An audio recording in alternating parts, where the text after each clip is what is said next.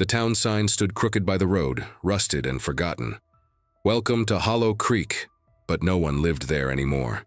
The houses stood empty, mailboxes untouched, curtains fluttered in broken windows, as if someone inside was still watching. No, one could say exactly what happened in Hollow Creek. Some blamed gas leaks, others whispered about experiments or a strange sickness. But the truth was far worse, and it all began when the lights started going out, one by one. Leah Dawson didn't believe in ghost towns. She had seen them in movies, read about them in books, but they all sounded fake. Places where nothing ever really happened, just empty buildings and dusty roads. So when her parents bought an old farmhouse just outside Hollow Creek, she wasn't scared, just annoyed. The plan was to start fresh, get away from city stress, live quietly, reconnect. It sounded like a punishment. From the car window, Leah stared at the dying trees and gray sky. The woods stretched endlessly, dark and silent. Her dog, Max, whined softly in the back seat. The farmhouse was old but strong. Its white paint was peeling, and the roof looked uneven, but it felt solid under her feet. That night, as they unpacked boxes, the power flickered. Just a little blink. Then again, then off. Her dad cursed and checked the fuse box. "Old wiring," he said. "Probably just needs tightening." The lights came back, but Leah noticed something strange. In that brief darkness, she had seen something in the field.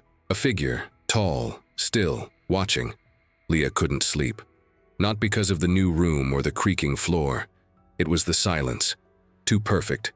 No wind, no bugs, not even the sound of trees. She got up to drink water. Max padded behind her, tail tucked low. His ears twitched at something she couldn't hear. The light above flickered again, just once. And when it did, for a split second, her reflection in the glass wasn't alone. Something moved behind her. She spun around. Nothing. Just the hallway, long and dark.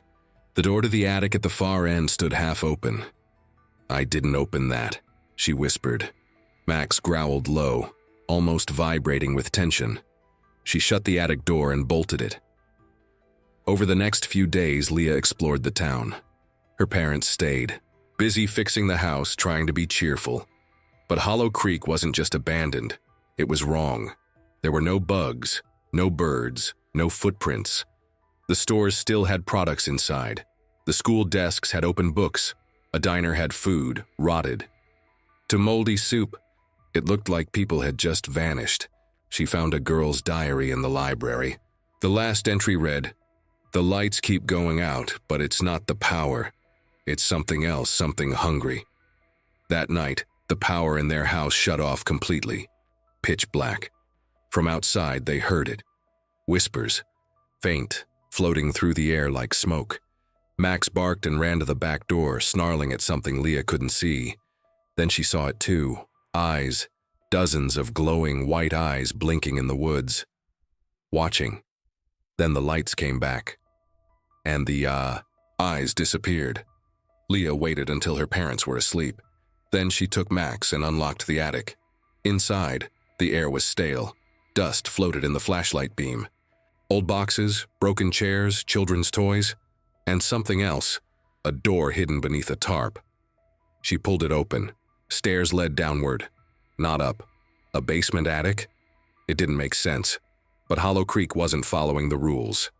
They went down. It was a long passage. Stone walls, no windows, deeper than any normal house should have. And at the end was a wooden door, scratched and splintered. Max growled, ears low. Leah opened it. Inside was a room full of mirrors, all facing each other. In the center stood an old generator, humming softly, surrounded by wires running into the floor. A strange voice echoed in her head. "Keep the lights on, always." She didn't know where it came from, but she ran. The next morning, her dad was acting strange. His eyes were red and his skin pale. He didn't answer when Leah asked him questions. Her mom was worse. She sat at the table, whispering to an empty chair. "What's wrong with them?" Leah asked. Max wouldn't go near either of them. That night, the lights failed again and something came into the house. Not through the door, Not through the windows, through the walls. Figures, shadows with faces that twisted and melted, whispering. Names tapping on furniture, crawling across ceilings. Leah screamed. Max barked until his voice went raw. Then the light from the attic switched on. Leah ran back to the attic. The light from the generator filled the mirror room with a strange glow. Inside, the mirrors were moving. Not reflecting. Moving. Each one showed different places, different people. All in darkness. All screaming. She stepped closer to one mirror. It showed a boy hiding under a bed crying. Then a shadow reached under and dragged him away. Another mirror showed her parents before they arrived, laughing, happy. Then a power cut. Then, screaming. The generator clicked, and she realized the mirrors were feeding. Off fear, off darkness, this whole town was a trap. A battery for something ancient, something that lived in the dark. She found a journal beside the generator filled with drawings of monsters and notes scribbled by a boy who once lived there. The last page read, "If the generator dies, they come through. They want to spread. Hollow Creek is only the beginning. Don't ever let the lights go out." Leah made a plan. She would overload the generator, cause an explosion, destroy the mirrors, destroy the bridge between worlds. She grabbed Max, filled her backpack with flares, and lit every candle she could find. As she climbed back to the mirror room, she heard them, screaming, laughing, slithering. The walls began to bleed shadow. Faces pushed through like rubber. She flipped the generator settings to maximum. Then she lit a flare and shoved it inside.